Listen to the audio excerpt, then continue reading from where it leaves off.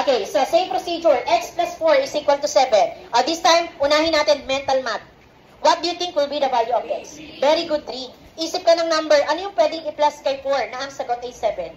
Okay, that is 3. So this time naman, kailangan ang makuha natin kay property of equality ay 3. Okay, X plus 4 is equal to 7. Ano ang kailangan nating i-cancel dyan? Ano lang po ba yung matitira dapat sa left side ng equation? X lang. May katabi siyang number. Anong number po? 4. So get the additive inverse. What is the additive inverse of 4? Okay, negative 4. So kung ano yung ginawa sa left, ganun din po yung gagawin sa right side. So makakancel na natin yan. Then, anong operation po ito? Subtraction. So meaning, pasok po ang subtraction property of equality. Then after that, simplify. Bring down X. 7 minus 4. Okay, very good, 3. Therefore, the value of X is 3. For checking, palitan natin si X ng 3. 3 plus 4 is equal to 7. 3 plus 4. Do you think they are equal?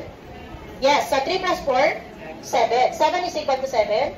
Yes. So therefore, the value of X is correct. This time, using the transposition method. Okay, we have X plus 4 is equal to 7. Step 1, combine the like terms. What are the like terms? 4 and 7. We're going to transpose what number? 4 going to the right side. So what will be the sign of 4 now?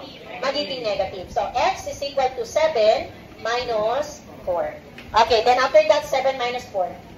3. So therefore, equal pa rin ang nakuha nating sagot. Ano pong mas madali?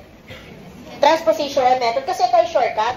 Pero this is the proper way. Tinuturo anak yung proper way para ma-identify nyo saan ba ginagamit yung mga properties of equality.